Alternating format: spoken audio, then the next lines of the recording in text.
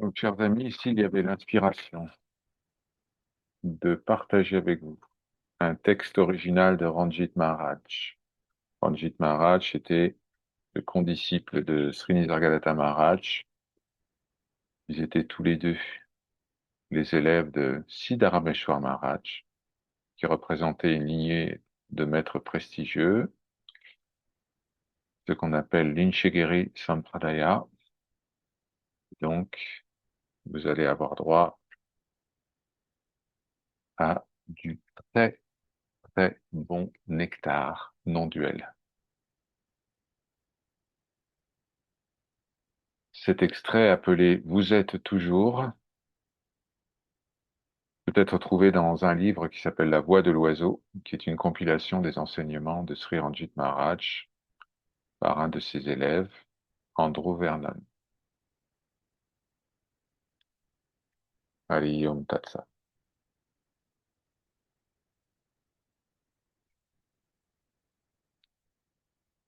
Vous êtes toujours. Il est très important de comprendre que vous êtes toujours. Il n'y a jamais de moment où vous ne puissiez pas être. Vous ne pouvez jamais affirmer je ne suis pas. Votre existence est l'expérience la plus intime, la plus familière. Vous ne vous oubliez jamais. Vous êtes toujours là. Le soi que vous êtes est auto-lumineux. Il n'a besoin d'aucune autre lumière pour briller. Et vous n'avez donc besoin de personne pour affirmer que vous êtes. Cependant, tant que vous interprétez mal la signification du je en vous identifiant au corps, vous ne pouvez pas expérimenter le soi dans sa plénitude et son intégralité naturelle. Au lieu de cela, vous ressentez un sentiment de manque, d'incomplétude. La solution à cette mauvaise interprétation est le discernement. Interrogez-vous sur qui vous êtes et écartez un par un les différents objets qui ne sont pas vous. Un jour, un homme alla voir un saint homme et lui demanda: Pouvez-vous me présenter à Dieu? Le saint homme dit: Quand j'irai vers lui, il va me poser des questions sur vous. Que puis-je lui dire? Dites-moi quelque chose à votre sujet, quelles sont vos références? Alors l'homme montra son corps, et puis dit son nom. Le saint homme répondit: Ce sont des attributs temporaires et superficiels. Ce n'est pas vous. Montrez-moi vos véritables références. L'homme pensa alors que peut-être ses pensées, ses désirs et ses sentiments étaient ses véritables références. Le saint homme répondit: Ce sont aussi des formes temporaires et éphémères. Ce n'est pas vous. Montrez-moi vos véritables références permanentes. De cette façon, l'homme fut amené à voir sa véritable nature au-delà des formes et des noms, et après cela, il ne demanda plus au sage d'être présenté à lui-même.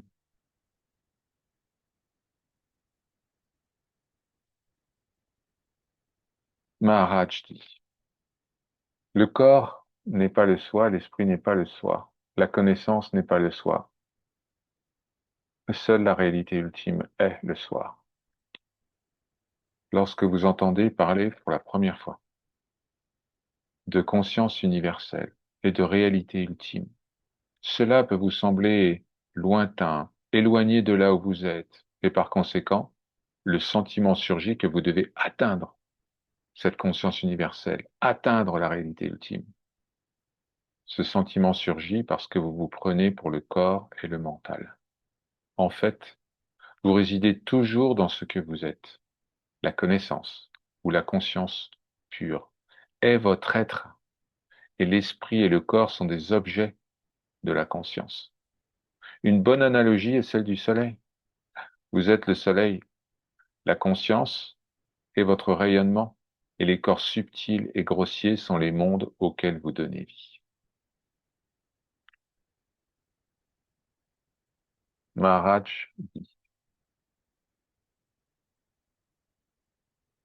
du point de vue de la réalité ultime, il n'y a ni toi, ni moi, ni mental, ni pensée. Tel est l'être, toi.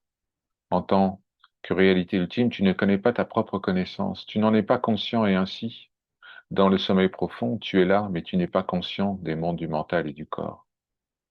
La connaissance n'apparaît que dans les états de veille et de rêve. Elle est impermanente. Les concepts de je, tu, il n'apparaissent que dans ces états. Lorsque l'ego est détruit, le je ne subsiste pas en tant que faux concept d'individus séparés, mais seulement en tant que je suis, qui est pure connaissance, conscience universelle.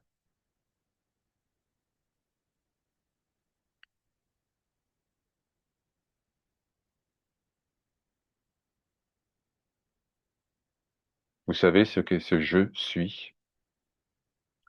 C'est l'expérience suprême,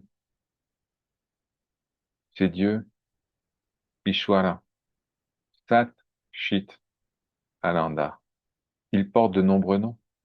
Cependant, la connaissance de toi-même en tant que cela dépend de cette forme corporelle actuelle. Le je suis dépend de la nourriture consommée par un corps pour s'expérimenter. Cette expérience, sous une forme particulière, a une durée de vie limitée. Par conséquent, tu ne peux pas la considérer comme la réalité ultime, mais comme un des aspects manifestés de la réalité. Ton rayonnement et ta lumière donnent vie à toute chose. Tu joues partout en tant que conscience, mais tu demeures la réalité ultime, non affectée par la création et la destruction des mondes.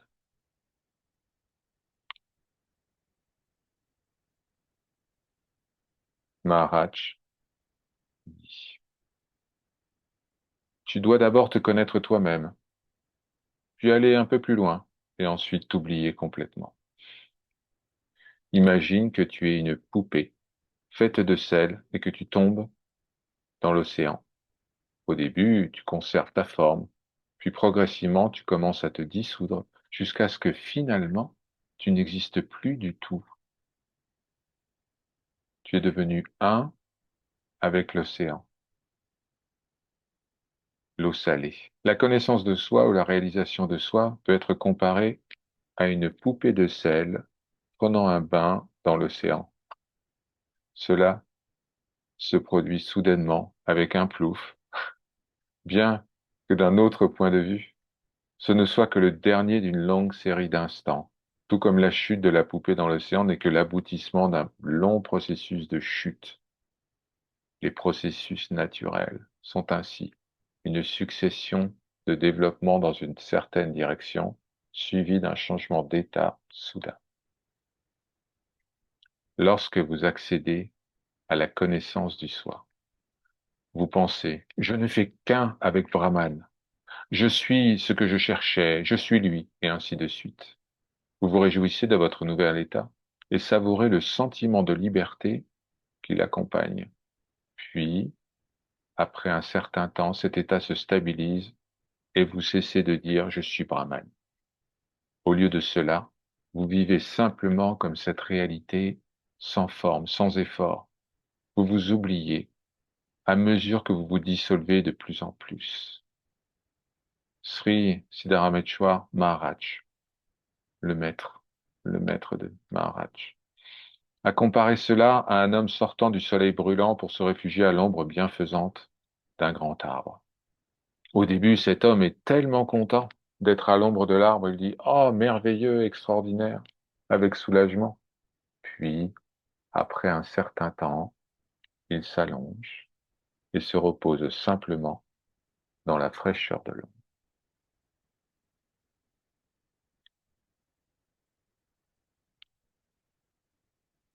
Maharaj dit, le sentiment le plus profond requis est, il n'y a que lui et rien d'autre. Le monde projeté par le mental est une illusion. Tous les concepts qui surgissent sont faux. C'est pourquoi on dit qu'en réalité, il n'y a rien à comprendre. La compréhension elle-même est finalement fausse car elle est basée sur des concepts. De même, ici, Maharaj dit que le sentiment le plus profond requis est il n'y a que lui. C'est différent de la pensée je suis lui qui se manifeste au début de la pratique. Tout cela est utile à un certain stade, mais plus tard, vous devez être complètement convaincu du fait que ce que vous appelez moi, je est un reflet. Un reflet de quoi? Un reflet de je suis ce que je suis. Lorsque l'ignorance disparaît, la conviction que je suis ce que je suis ne disparaîtra plus. Vous n'avez plus besoin d'y penser. Tout comme maintenant, si quelqu'un vous demande si vous êtes un homme ou une femme, vous n'avez pas besoin d'y penser. Vous le savez, simplement.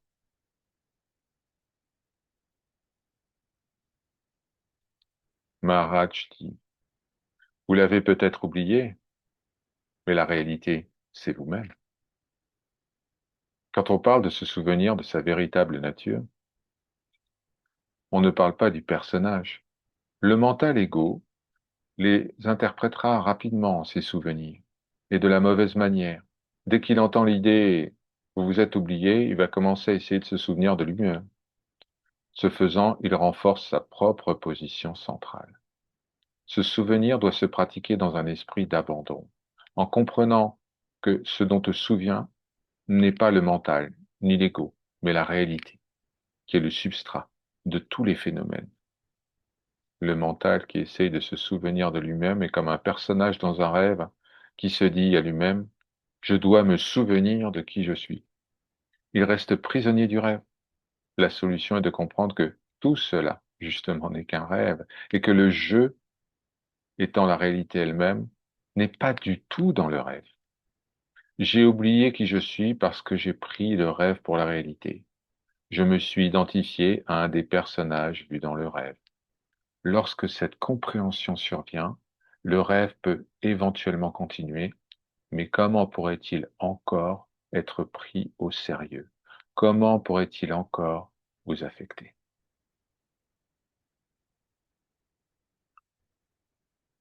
Maharaj dit, le bonheur, c'est vous-même. Est-ce que l'eau a soif? Le bonheur, ce n'est pas quelque chose que l'on peut acquérir. C'est cette erreur qui maintient l'être humain prisonnier de son cycle incessant de désir, de satisfaction et de désillusion. Vous ne pouvez pas trouver le bonheur ailleurs, car le bonheur, c'est vous. Vous êtes cela. Le chercher à l'extérieur, c'est regarder dans la mauvaise direction, et cela ne peut mener qu'à la frustration. Finalement, cette compréhension s'impose à beaucoup de gens, et ils deviennent des chercheurs spirituels. Ils cherchent l'épanouissement en eux-mêmes. C'est un progrès, même si la quête ne s'arrête pas là. Le bonheur, le contentement, la paix et la joie jaillissent comme une fontaine située au plus profond de votre cœur. Ils font partie de votre nature même. Par conséquent, cherchez seulement à connaître votre véritable nature. Découvrez qui suis-je et surtout,